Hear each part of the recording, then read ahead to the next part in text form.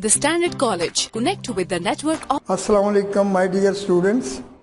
मुझे उम्मीद है कि कल जो प्रॉब्लम दो किए थे वो आपने अच्छी तरह कर लिए। तो आज मैंने कहा था कि पहले इसमें से ये जो जनरल इक्वेशन इस्तेमाल होती हैं जिसको शाकले साइंसदान और उसको हम शाकले इक्वेशन कहते हैं। अब उनके तीनों के ये फार्मूले लिखे कि इम्तहान में अलग भी आ सकता है कि राइट शाकले, हाँ जी,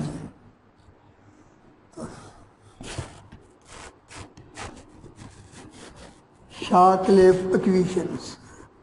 तो FET के लिए ख़ास तौर पर JFT के लिए ये जो फार्मूला है that is ID equal to IDD या IDS भी इसी जगह आ सकता है कि नहीं, IDD भी लिख सकता है और ये भी लिख सकता है IDSS into 1 minus VGS divided by VP whole square.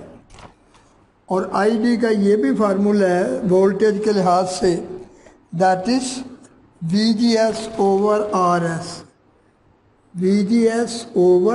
RS या सिर्फ आप इसको VG भी लिख सकते हैं क्योंकि ये जो सोर्स है ये अमूमन शॉर्ट सर्किट होता है that is equal to RS source. आपको पता है कि इसमें G जो है वो गेट का सिंबल है, S जो है वो सोर्स का सिंबल है और D जो है वो ड्रेन का सिंबल है। समझ लो कि यहाँ आम ट्रांजिस्टर में C आता है ना कलेक्टर, उसकी जगह D आएगा और यहाँ वो बेस आता है उसकी जगह G गेट होता है और यहाँ E एमिटर है उसकी जगह सोर्स होता है। तो अगर आपको याद रखने के लिए ये समझ लो कि इसमें कलेक्टर की जगह आउटपुट करंट यानी D का सिंबल है C की जगह और G की जगह B की जगह G का और E की जगह S का। तो ये तो फार्मूले थे जो नोट्स में नहीं थे, मैंने कहा था कि ये साथ आप नोट कर लें। अब हम देखते हैं प्रॉब्लम नंबर, आज जो प्रॉब्लम करना है प्रॉब्लम नंबर 4। तो वो प्रॉब्लम कुछ यूँ है कि for A common source JFT, for a common source common जिसको ग्राउंड कर दिया होता है, पता ना उसको कॉमन कहते हैं। जैसे वो समझो कि कॉमन बेस था, कॉमन एमिटर था, तो उसकी जगह यहाँ आएगा कॉमन सोर्स। तो ये जो कॉमन सोर्स JFT है, जंक्शन J जंक्शन से, फील्ड से, E इफेक्ट से, T ट्रांजिस्टर से, जंक्शन फील्ड इफेक्ट ट्रांजिस्टर। तो इसमें उसने जो कीमतें दी हुई हैं वो ट्रांस कंडक्शन GM की जो कीमत दी हुई है दैट इज़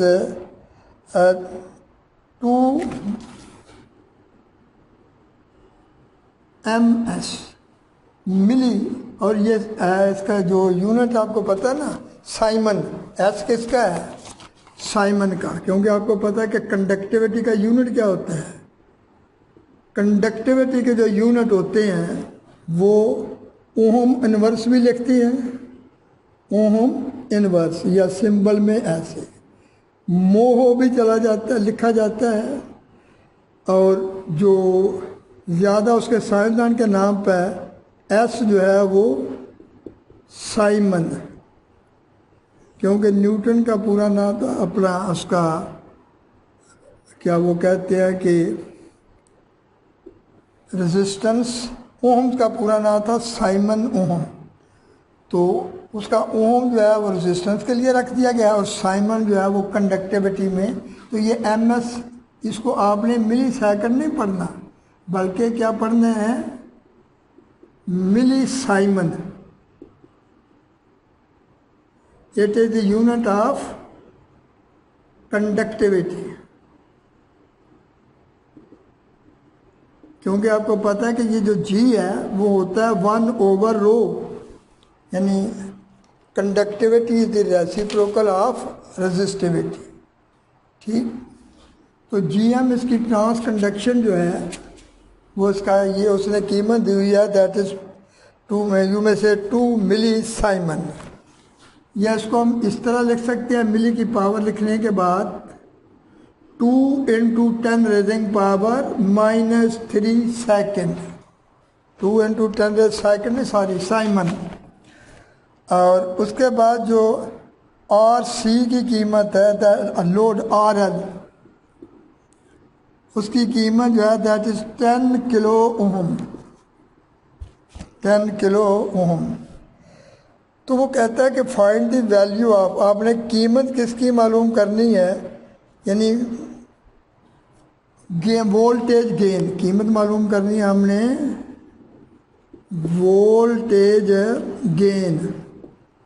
वोल्टेज गेन आपको पता है गेन का सिंबल A है, अगर वो वोल्टेज हो तो यहाँ V का सिंबल दे देते हैं AV, अगर करंट का हो तो फिर AI दे देते हैं। ठीक, तो इसका बेटा जी जो फार्मूला होगा simply that is equal to, जो AV होता है AV that is equal to GM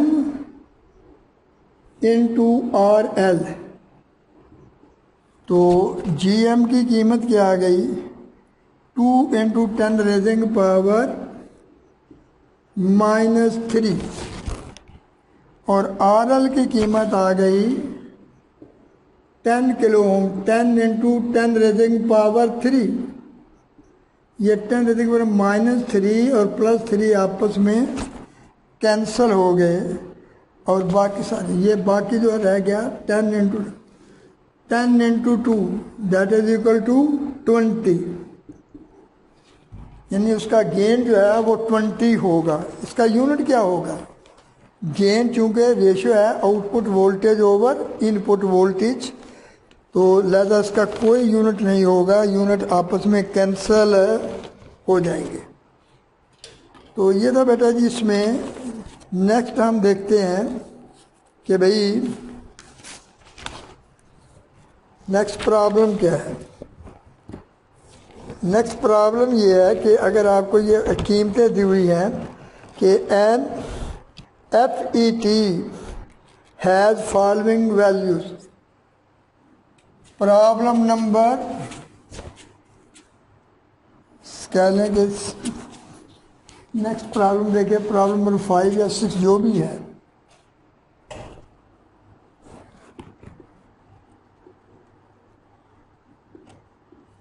problem 5 को कहता है कि FET हैज़, एक FET है, an FET a field effect transistor has following values, following values, ये उसकी कीमतें दी हुई हैं। कौन कौन सी कीमत है कि वो है कि वोल्टेज, हाँ जी, GM की कीमत जो है that is equal to GM trans conduction ratio, वो आ जाएगी 0.004, और यूनिट वही आ गया इसका, यानी MHV या कह लीजिए दिस। तो उसके बाद RD दिया हुआ है, RD drain resistance 10 kilo ohm, 10 kilo ohm, R1 plus RD, R1 plus R2, कि ये जो दोनों बायसिंग की रेजिस्टेंस हैं इनकी कीमतें 100 kilo ohm. Find gain and कह लीजिए gain with and without feedback, दो चीज़ें मालूम करनी हैं। क्या क्या? फाइंड एक फीडबैक के बगैर गेन और एक फीडबैक के साथ है गेन। यानी फीडबैक गेन यानी कि विदाउट फीडबैक, विदाउट फीडबैक यानी डायरेक्ट, जिसका सिंबल होता है ए वी। इसका सिंबल क्या होता है? A V, voltage gain. Number second, gain with feedback, gain with feedback. तो बेटा जी आपको पता है कि जो गेन अभी हम पहले देख चुके हैं कि गेन विद फीडबैक क्या होगा, without feedback gain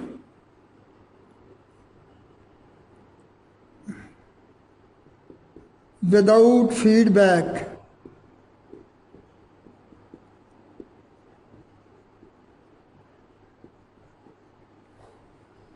symbol A V होगा, कीमत आ जाएगी G M into R D.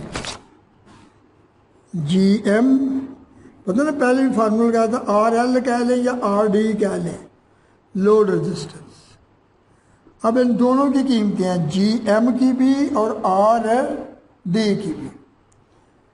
अब जी एम की कीमतें दर्ज करें तो जी एम की कीमत क्या है? 0.004 और आर डी की कीमत क्या है? 10,000। अब आप देखेंगे ये आ जाएगा 4 डिवाइडेड बाई 30 और ये कितने हैं? 40। 3 0 कैंसिल हो जाएंगे, बाकी 4 इंटू 10 40 यूनिट क्या होगा? तो पहले बताया था गेन हमेशा करंट का हो या वोल्टेज का, वो रेशो होती है सिमिलर क्वांटिटी की और कोई उसके यूनिट नहीं होंगे। तो ये बेटा निकलाया गेन विदाउट फीडबैक। अब हम देखते हैं कि विद फीडबैक गेन का क्या फार्मूला होता है। Gain with feedback, gain with feedback. तो गेन विद फीडबैक जो है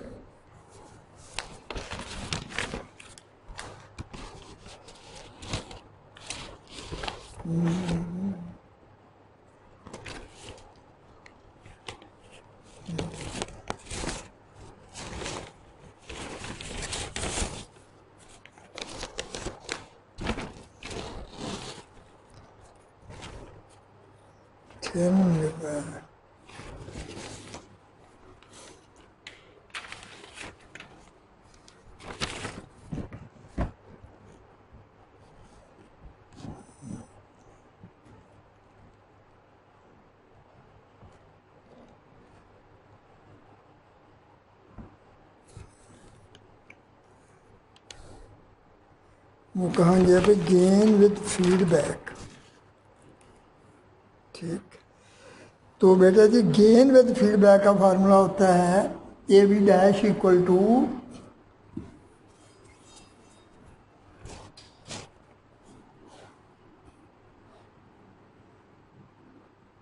गेन विद फीडबैक। तो वो होता है 1 plus that A B dash equal to A B divided by 1 plus beta A V, 1 plus beta A V. तो इसमें आप कीमतें दर्ज कीजिए। तो ऊपर जो ए वी की कीमत आ गई, आपने कितनी निकाली है कीमत, दैट इज इक्वल टू 40, और नीचे 1 प्लस जो बीटा है उसकी कीमत उसने दी हुई है, यानी R D this beta, beta is equal to 0.10।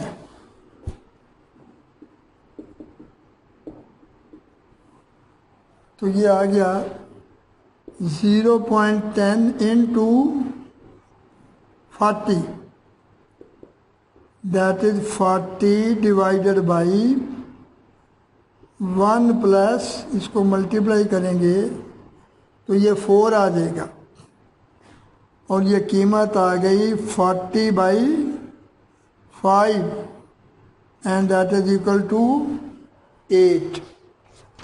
तो गेन विद फीडबैक जो है वो हमेशा कम हो जाता है, क्योंकि फीडबैक नेगेटिव है। पहले जो इसकी थी फीड विदाउट फीडबैक, उसकी कीमत 40 थी और विद फीडबैक कम होके रह गई है, दैट इज 8। तो ये था इसके बारे में कि किस तरह आप इसका कीमतें जो हैं वो कैलकुलेट करते हैं। तो अब ये लास्ट है बेटा जी कि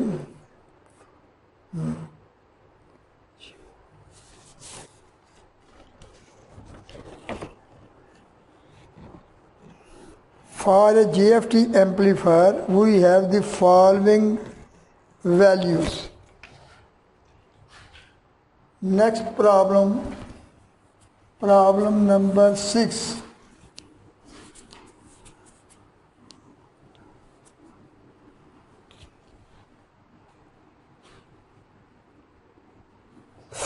प्रॉब्लम नंबर 6 जो है वो इस तरह है कि for a GFT amplifier we have, for, ये स्टेटमेंट सिर्फ इतना कि for a junction field effect transistor amplifier we have, हमें उसकी we have following values, following values। तो वो कीमतें जो दी हुई हैं वो ये है कि that is equal to R D is equal to 1 kilo ohm, और जो आर एस है दैट इज इक्वल टू, यानी कह लें कि 100 ओहम, वो किलो में नहीं है, दैट इज 100 ओहम, ये 1000 और वो 100 किलो ओहम जो है। वी आई की कीमत जो है उसको इनपुट दिया गया है दैट इज 0.2 वोल्ट। तो अब ये कहता है कि फाइंड, आपने क्या करना है, फाइंड एम्पलीफायर में पता सबसे इम्पॉर्टेंट क्या चीज़ होती है, gain. Find number 1 voltage gain. क्या सिंबल होगा वोल्टेज गेन का, ए वी, ए गेन का, वी वोल्टेज का। और दूसरी चीज़ जो हमने मालूम करनी है that is output voltage, output voltage that is equal to V O, V voltage का, ओ आउटपुट का। तो इसमें बेटा जी ये देखो किसका, हाँ जी, फार्मूला इसमें क्या है कि जो ए वी की कीमत होगी, formula A V voltage gain 1/2 R L over R S, R L या आर डी कह लें, ये एक बात, यानी load resistance 1/2 R L divided by R S. अब जो उसकी कीमतें हैं आर एल की भी और आर एस की भी। आर एल की कीमत क्या है 1000, आर एस की कीमत क्या है 100, वो 10 रह जाएगा और 10/2 5, कितना गेन आ जाएगा 5, और उसके कोई यूनिट नहीं होंगे। अब आपने दूसरी चीज़ क्या मालूम करनी है, वोल्टेज गेन, अपना आउटपुट वोल्टेज, आउटपुट वोल्टेज। तो उसमें आप देखिए कि गेन किसके इक्वल होता है, जो गेन होता है that is equal to output voltage divided by input voltage. तो फिर जो आउटपुट वोल्टेज आ जाएगी वीओ, वो किसके इक्वल आ जाएगी, ए वी इंटू वी आई। अब इस दोनों की कीमतें हैं, ए वी की कीमत आपने क्या निकाली है 5, इनपुट वोल्टेज की डाटा में दी हुई है दैट इज 0.2, यानी voltage gain A V 5, input voltage 0.2, तो मल्टीप्लाई करके जो गेन हासिल होगा, सॉरी आउटपुट वोल्टेज हासिल होगी दैट इज 1 वोल्ट, यानी 1 वोल्ट जो होगी समझें कि उसकी आउटपुट वोल्टेज है।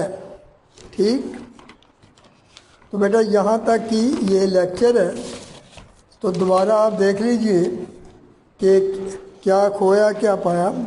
आज हमने वो जो प्रॉब्लम किए थे 2 कल किए थे, इसके बाद 3 आपको इक्वेशन लिखाई है, फार्मूले जो कि उधर नोट्स में नहीं है, लेकिन शाकले इक्वेशन जो है वो एफ.ई.टी. की बेसिक इक्वेशन है। तो वो 3 फार्मूले शाकले इक्वेशन के आपको क्या लिखवाए थे, वो बेटा जी ये थे। पहला फार्मूला था कि जो आई डी जो ड्रेन करंट है या आउटपुट करंट है, वो IDSS, IDSS का मतलब हो गया कि ड्रेन करंट विद, यानी शॉर्ट सोर्स। ये जो सिंबल आपने होगा ID, ये सिंबल है ड्रेन करंट का। आगे 2 SS है, पहला SS है शॉर्ट सर्किट के लिए,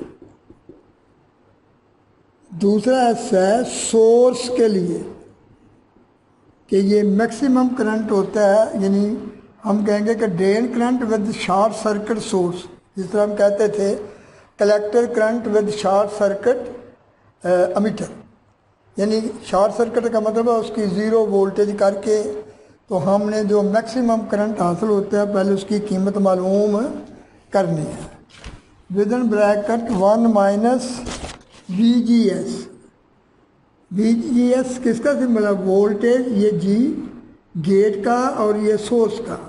वो बैटरी जो हम सोर्स और गेट के दरमियान लगाते हैं उसको, वोल्टेज को VGS कहते हैं। कहा ना कि ये जो FET होता है इसके 3 पार्ट क्या है, पहला सोर्स, दूसरा गेट, तीसरा ड्रेन।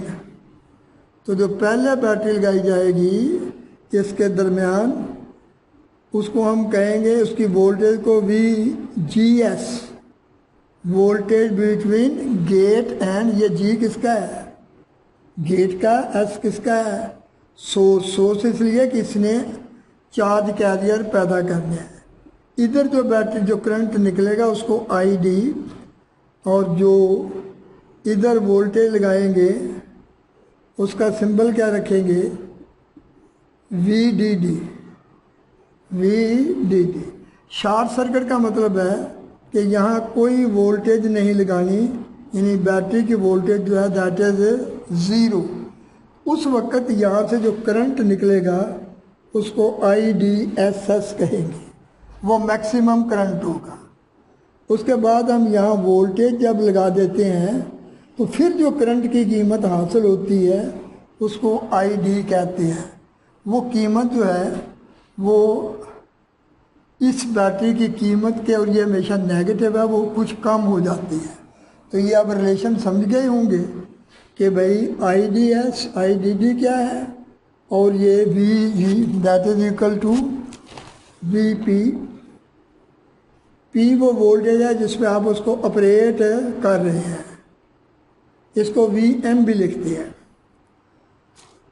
दूसरा ID का फार्मूला अगर हमने निकालना हो तो हम जैसे भी निकाल सकते हैं कि यहाँ एक रेजिस्टेंस लगाई RD, और ज़ाहिर है कि जो वोल्टेज पैदा होगी ID जो होगा वो आ जाएगा ना यहाँ वोल्टेज, वो VGS डिवाइडेड बाई RS। ये देखना तो सॉरी, ये दूसरा जो फार्मूला है ये IS का है।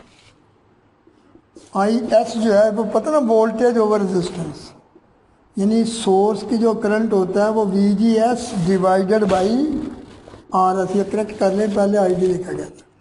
IS इज इक्वल टू, यानी ohm law, voltage current is equal to voltage divided by resistance. या सिंपली हम ये भी इसको लिख सकते हैं VGS को, क्योंकि यहाँ शॉर्ट सर्किट होता है, VG डिवाइडेड बाई RS। और तीसरा फार्मूला कि अगर आपने वोल्टेज निकालनी हो VG तो कहा था उसका फार्मूला होता है R2 into VDD divided by R1 plus R2। तो ये तीन बेटे, एक ID के लिए मालूम करने के लिए, एक IS निकालने के लिए, और एक है VG। इसी की मदद से हम R2 और R1 प्लस R2 भी मालूम कर सकते हैं। तो ये तीन इम्पॉर्टेंट फार्मूले कहा था कि आपने याद रखने हैं इसमें, जिसको हम शाकले साइंसदान के नाम पर शाकले इक्वेशन भी कहते हैं। तो एक दफ़ा मैं फिर इन प्रॉब्लम को रिपीट कर देता हूँ। तो ये देखिए कि जो प्रॉब्लम नंबर 3 था वो क्या था,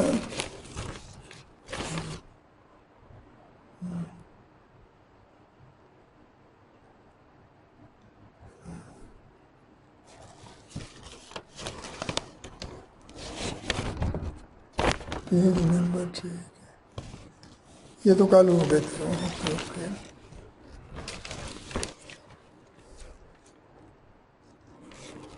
ठीक है जी, ये फार्मूले को तो आपने, तो थैंक यू वेरी मच बेटा जी। इसमें फिर अगर कोई डिफ़िकल्टी होगी तो कल हम असल में ना इसमें कुछ मिक्स हैं वोल्टेज फीडबैक के भी, तो कल से हमने फीडबैक का चैप्टर शुरू करना है। उसमें आप थ्योरी ज़रा एक दफ़ा देख लेंगे, इसमें भी अगर कोई डिफ़िकल्टी होगी तो वो क्लियर हो जाएगी। The Standard College. Connect with the network of success. Pride of the Standard College. The Standard Girls College, a trusted name for the bright future of your child. Admission open. MSc IT, MSc Zoology, Mathematics, Physics, Mass Communication, MCom, MBA.